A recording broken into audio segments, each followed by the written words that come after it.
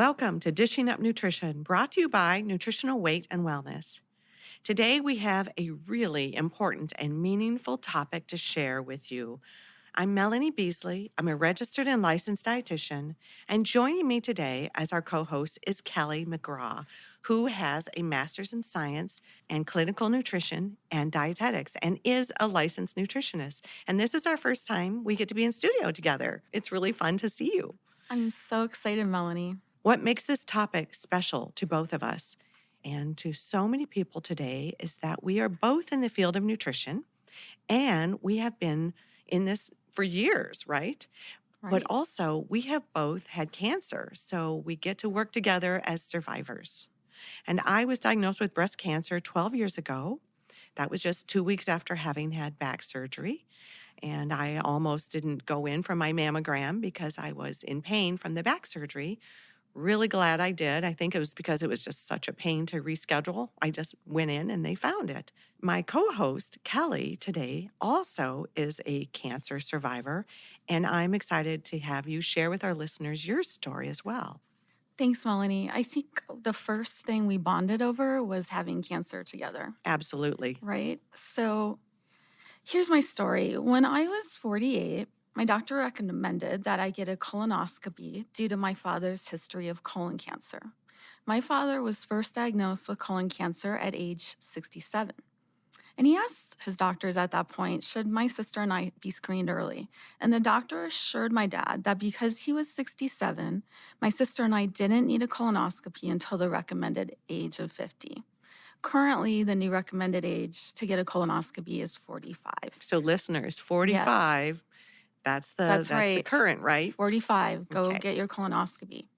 I was 42 at the age of my dad's diagnosis. If I had gotten a colonoscopy at age 42 or even 45, things may have turned out really differently for me. However, I made my appointment as my doctor suggested, and I had my colonoscopy. I woke up from the anesthesia in the procedure room, and although I was groggy, I really do remember this. I remember the doctor saying she was going to send out a mass for a biopsy. How terrifying. Terrified. Just Yes. to hear that. Right. I knew that wasn't good, and I knew I was awake and not sleeping or, Oh dreaming. my gosh, Kelly. So I felt, as expected, really scared and anxious. Of course. The nurse wheeled me into recovery and made sure my husband was there with me and told me the doctor would be in to discuss the results. I didn't know that normally you don't have your spouse in there. You're just alone and they kick you out, right? When you get a Yes. colonoscopy. Yes, thank So- goodness. Right. So the fact that my husband was there, I knew something was wrong. Something was up. So shortly after, the doctor arrived to tell me that I had a suspicious mass on my sigmoid colon, and it was most likely colon cancer. A week later, my colon cancer was officially diagnosed. That waiting for that week, it's like having a wasp in your Right. hair Exactly. that you want to get out. Right. You Horrible. just want to know. Yes. The days drag on. It's terrible. Getting a diagnosis of cancer is truly, truly life-changing. Many of our thoughts just run through your mind. It's everything that you can think of. How did this happen to me? What could I have done differently to prevent this? Was it my food choices? Was it stress in my life? Should I have exercised more? Environmental toxins or my genetics? And the big overarching question, am I going to survive? The National Cancer Institute reported that only 10% of all cancers may be caused by inherited genetic changes. Only 10%, listeners. But the incidences of cancer has dramatically increased since 1990s. We have to say, what is going on? Right. After resection surgery, you thought you were free and clear of colon cancer, right? Exactly. I thought But I was not done. so. No. Unfortunately, you were not done with this journey. Tell us some more. So I had a colon resection to remove the cancer. About a foot of my colon was removed. A foot. Yes, a foot. Wow. But I recovered really well. Life went on. I adapted. And I hoped that would be the end of it. But it wasn't. I met with my oncologist every 6 months for blood work and CAT scans. During my 18-month checkup, a CAT scan showed what looked to be scarring where my colon was reattached. So I got to go have another colonoscopy.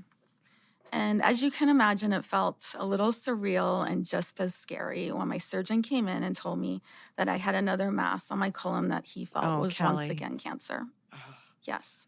So that means that first surgery just didn't get rid of everything. And what was the time frame between the original diagnosis and then the second diagnosis? 18 months. 18 Yep. months. So again, my colon cancer was once again confirmed.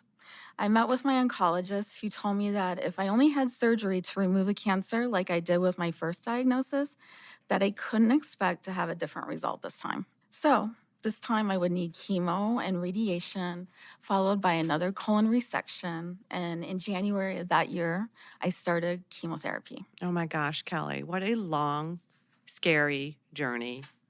You know, after my cancer treatment, I suddenly developed many, many different food sensitivities, and I could no longer eat gluten and dairy and corn and chocolate and peanuts and sugar, just to name a few.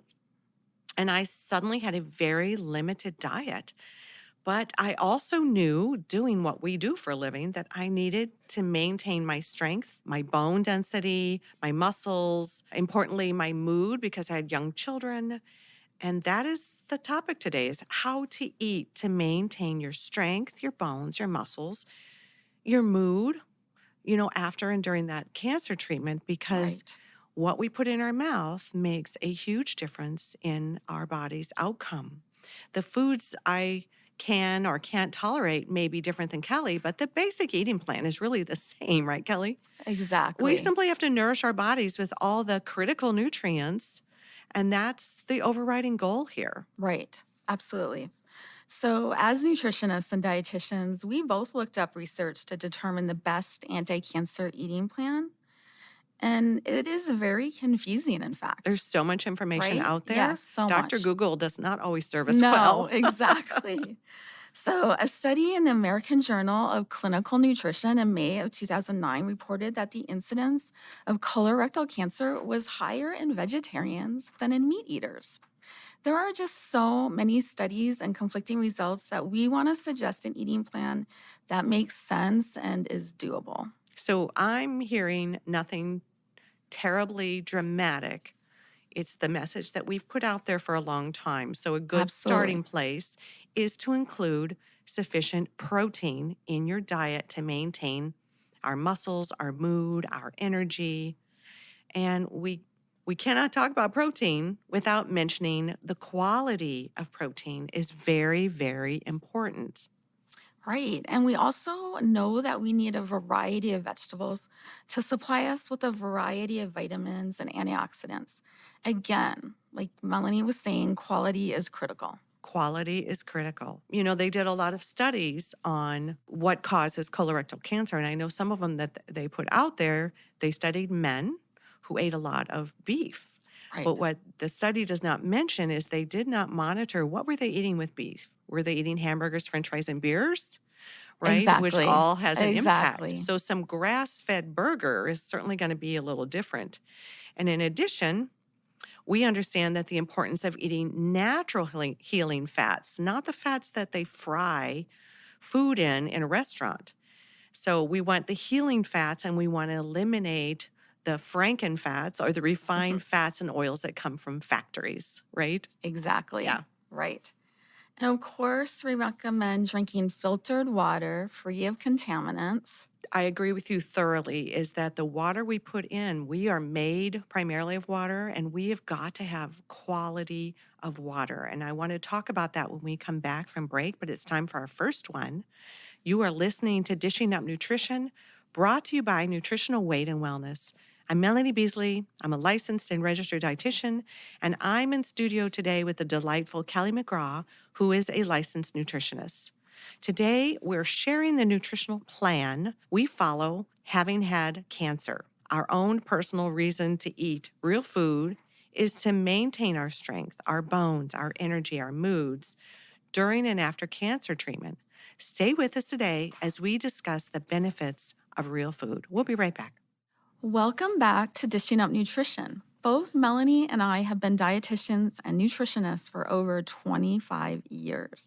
And of course, we have researched cancer diets. We believe that in order to maintain strength in your body and your brain, it's important to include all the macronutrients: protein, vegetable carbohydrates, and healthy fats. We also understand how difficult it can be to eat during treatment. Working with you as nutritionists, we problem solve with you, we support you, and we give you encouragement. So call us. We are here to help. 651 699 3438. And I have to say, I've heard from clients how much they love you because of your Aw, mercy and your compassion. So that's I so just want to nice. say, Kelly is a wonderful person to Oh, reach you're out so to. sweet. Well, before we went to break, we were talking about water. And I did a little research and prep for this radio show. And UNC Lindbergh Comprehensive Cancer Center put out this article I thought was really interesting. And they say in their article, patients with cancer often have weakened immune systems and can't properly protect their bodies against infections, including those caused by foodborne illness, sometimes found in your water. And this is why it's important to be aware of where your drinking water is coming from. We have to be careful. If you have well water, I recommend that they boil it to remove, and you can Google how long do you boil well water. If it's bottled water, make sure that source of bottled water is reverse osmosis filtration or distilled.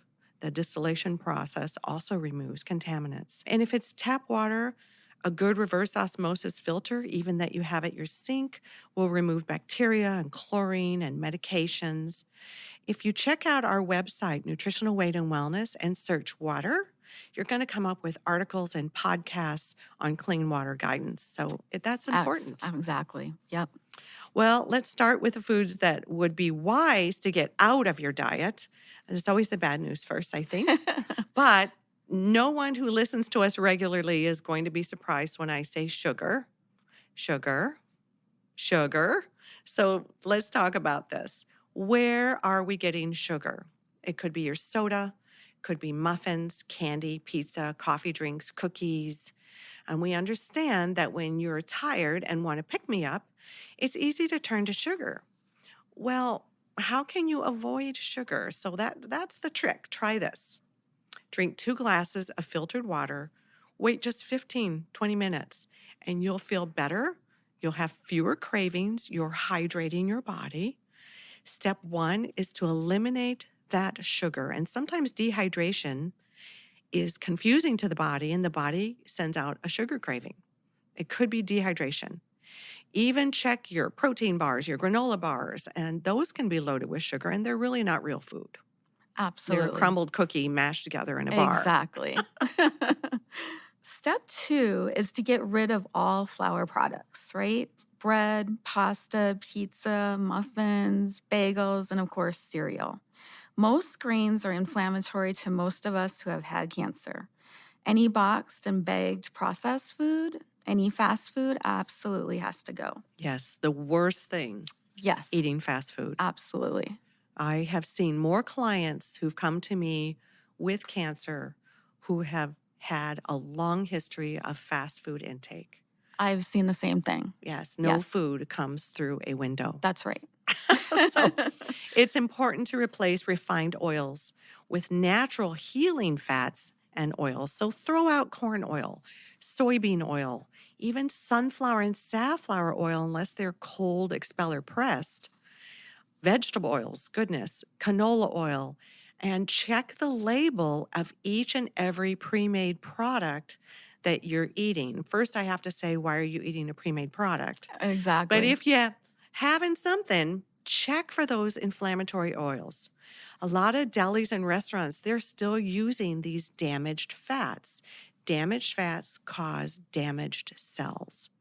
So start including grass-fed butter. If I go to a restaurant, I literally will tell them I'm allergic to other oils. Would you just use butter?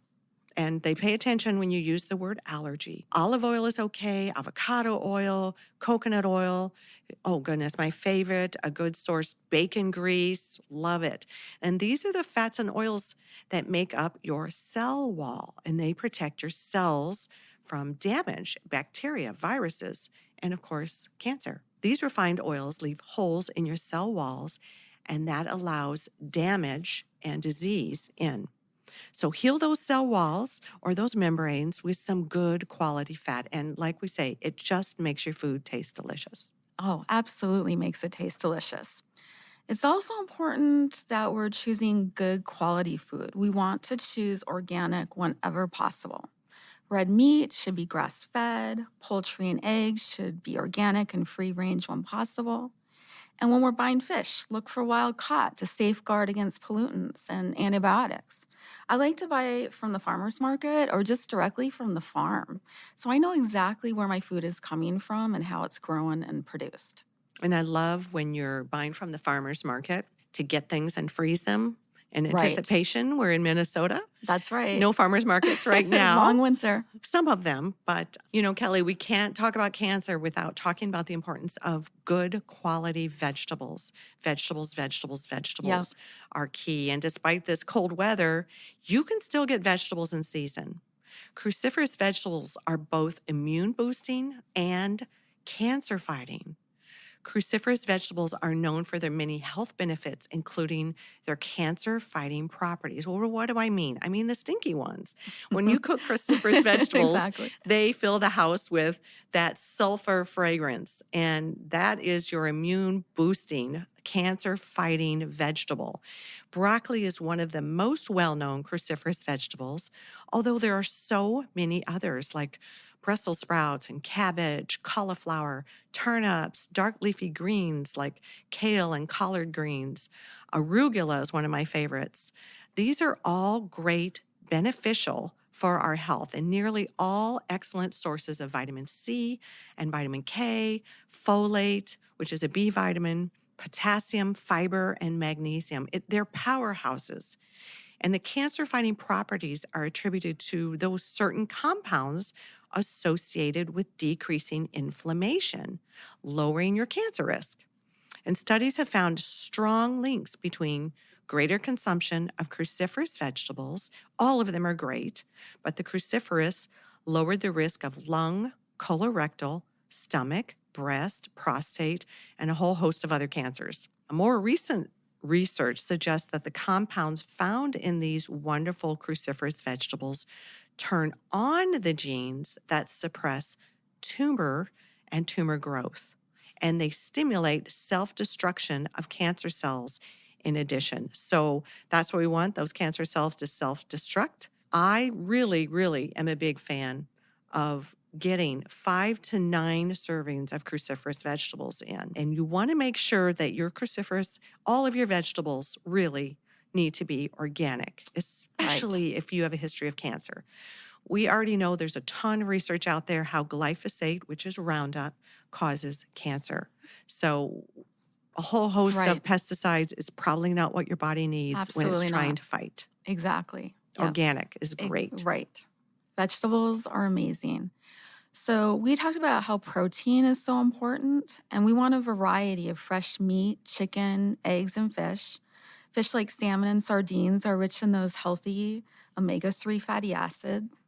Eggs are one of the most readily available proteins we can consume, and they contain cholesterol, which is necessary for hormone production, and they also contain those omega 3 fats. Okay, so we also want to think about detoxing our kitchen. Not everyone thinks about this. We want to get rid of plastics, Teflon, and aluminum foil. Aluminum foil. That's a Hmm. household favorite. Right. So Everyone loves I'll it. tell clients, if you just love your aluminum foil, at least wrap your food first in parchment paper Right. and then the aluminum foil. Exactly. And look at your pans. Right. I have a favorite pan. It's aluminum. So what I do is I put like one of those Silpat protection Yeah. on there, or else I will put parchment paper, but never let the aluminum touch your food. Right. That's such good advice. And let's talk some more when we get back on some other steps you can take. It's time for our second break. Great. You're listening to Dishing Up Nutrition. As a person who's gone through cancer treatment, I totally understand the struggles and also the expense. So, if you have a friend or a family member who could use a gift certificate to a local food co op to buy high quality food or a gift certificate for nutritional counseling, we'd be honored to work with them. Good food and caring support are valuable healing tools.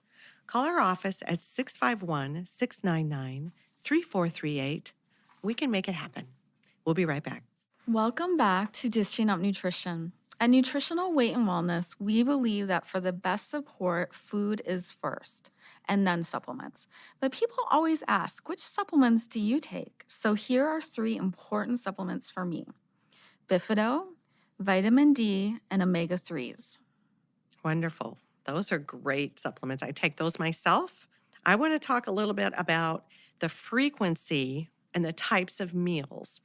So, some of you have been listening for a long time, but for those of you who are just popping in to listen, frequency is important to keep blood sugar balanced. So, we don't want your blood sugar to spike and we don't want your blood sugar to plummet. How do we do that?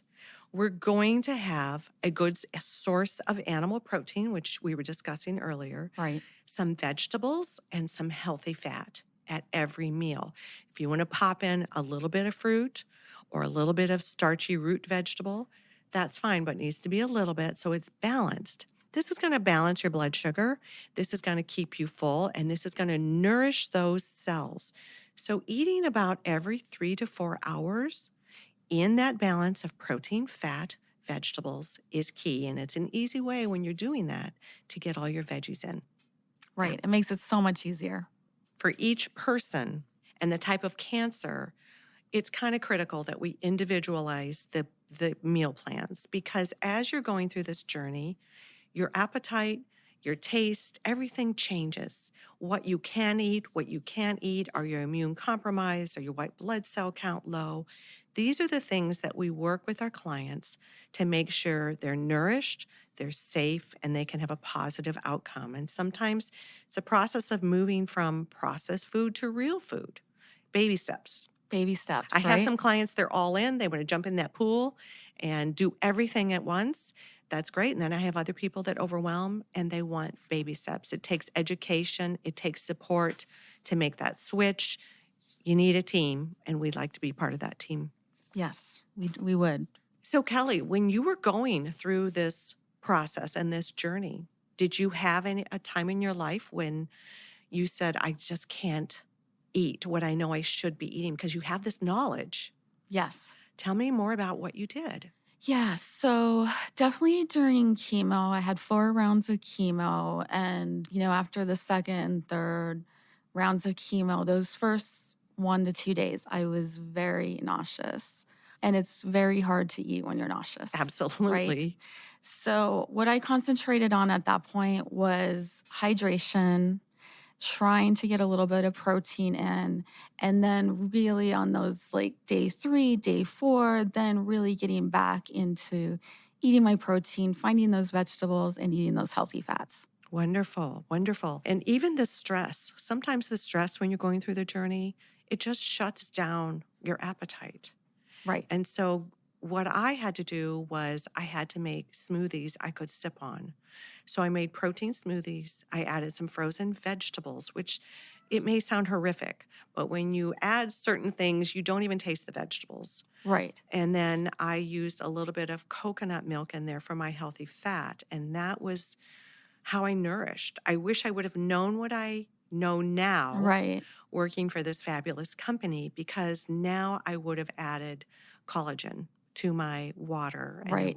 other things. Exactly. But I find that when clients are very nauseated who are going through this journey, that when food is cold, you don't pick up the taste acuity like you do when food is room temperature or warm. So a lot of cold foods, they seem to tolerate a lot better. And Right. if you can drink and sip, it helps with hydration, Absolutely. nourishment. Sometimes with radiation, they may have a problem with swallowing, depending upon where the radiation is. They might have difficulty with pain, with elimination. How did you work with that, Kelly?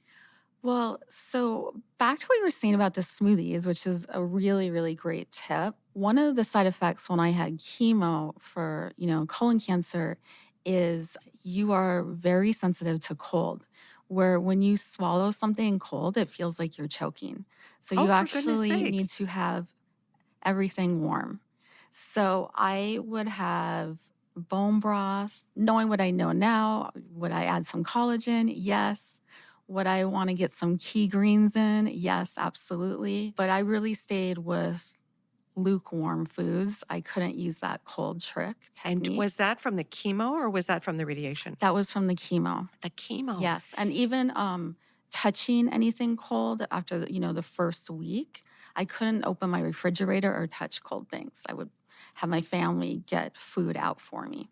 Kelly, that Yes, is it's so it's a weird interesting. side effect. Yes. Right. Have you seen that in clients? Absolutely. So it's a common chemo drug prescribed for colon cancer, and we all have the same symptom for sure. Yes. Primarily the clients I see, I would say, have been pancreatic and breast cancer just because of my Yes. history. Right. But that's good to know. Yes, exactly. Yeah, you're my 411 when it comes to colon cancer. The other thing that I found was I was dropping weight, and some of the medications they put you on compromise bone.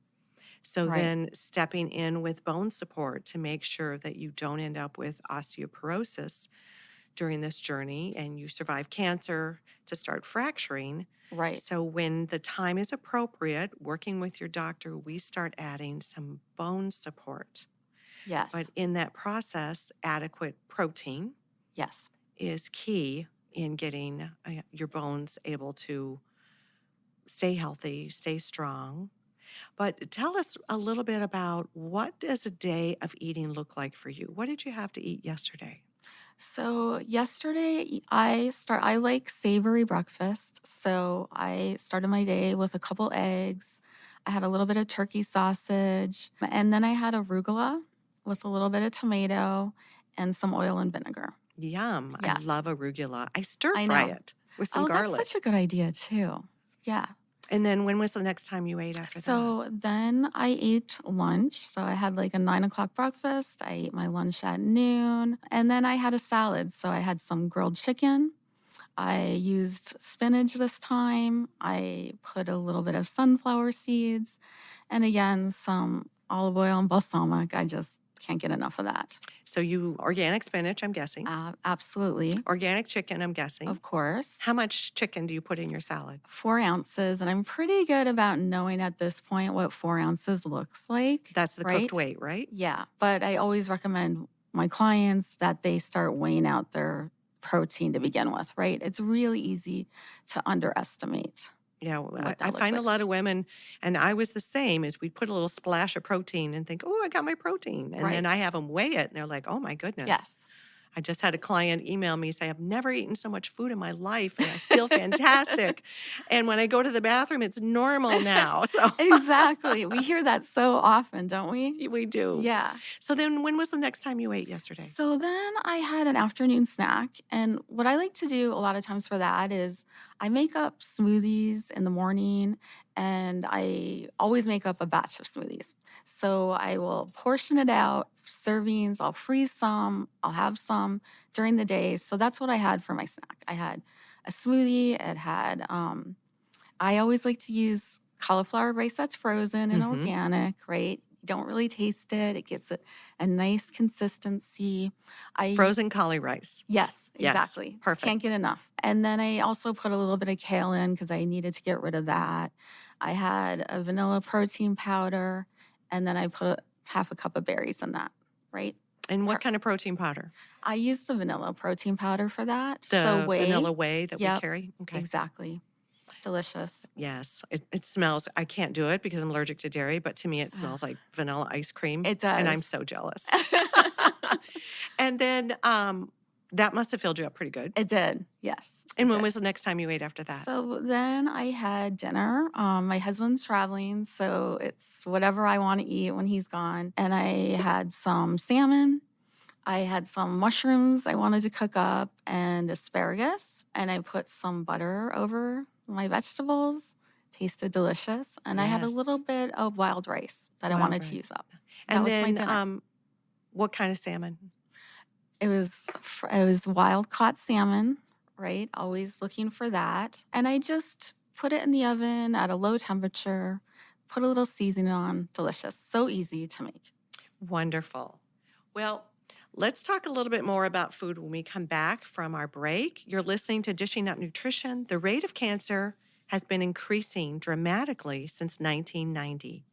Researchers point to poor quality food, environmental pollutants, and stress. How can you reduce these risk factors? Could you eat better? The big food companies tell us their food is healthy, but all the research reports tell us that processed foods are unhealthy because they're full of sugar, bad fats, and chemicals, and also nutritionally void. So, in our Nutrition for Weight Loss classes, we teach people how to eat real, clean foods to support their immune function. Join us in January. Make a resolution to eat clean. It's a really fun class. We'll be right back. Welcome back to Dishing Up Nutrition. If you liked the show, please let us know. Send us an email or call our office or leave a review on your podcast app or comment on our Facebook page. We listen to your feedback. I also encourage you to get your food right. Taking steps to learn what food supports your body is health. Tackle your cravings, keep sugar in check. Start by either in person or at one of our 6 locations or on Zoom. Go to weightandwellness.com or call and talk to us at 651-699-3438. We are a friendly bunch. We are a friendly We bunch. sure are. So when we went to break, we were talking about what Kelly eats and Yep. all real food. I Yes. don't hear any sugar. No, I don't No hear sugar. grains. right. And you can do some dairy. Is that correct? I can. A good Yes, quality dairy. I can do a good quality dairy. You're doing well. Yeah, absolutely. So congratulations. Thank you. And one of the things that I tell my clients, and I'm going to challenge our listeners, here's your challenge today. Go to your pantry. Look in your pantry and pull out some food that is in there. It might be crackers, might be a protein bar, might be a granola bar, and set it on your counter and ask yourself, if I went away for 2 weeks and I came back, would these foods have changed? Probably not. Right. Now go to your refrigerator and pull out, maybe you have some eggs, you've got some chicken you need to cook, some shrimp, possibly some broccoli. Set it on your counter. Ask yourself, if I went away for 2 weeks, what would this food look like when I got back? Right. It would decompose and Yep. it will rot. So here's a little message for you. This is very simplistic, but food that is dead does not rot. Food that has life in it will rot, right? Yes. It will decompose. Exactly. Food that is dead cannot impart life to the body. Food that will die will impart life. So we want live food that goes bad. And that's the food that will give us life to our cells and help Right. us live longer. Exactly. So the message has always been nutritional weight and wellness, real food matters. And that's what we mean by that. Absolutely. It's such a powerful message and yet so simple when you think about it. But I was thinking, Mel, like, what do you eat in a day? I'm always thinking about what everyone else eats. Tell me what you had. It is really fun to go on our website and put in what a nutritionist Yes. eats in a day. You can put in Kelly, you can put in Melanie. But I keep my food pretty simple. I raised my children, cooked from scratch. I'm kind of over it. So I Yep. keep it very simple. Perfect. I use my Instant Pot a lot. And so I recently Instant Potted a grass-fed beef roast, and I froze it in 4-ounce portions.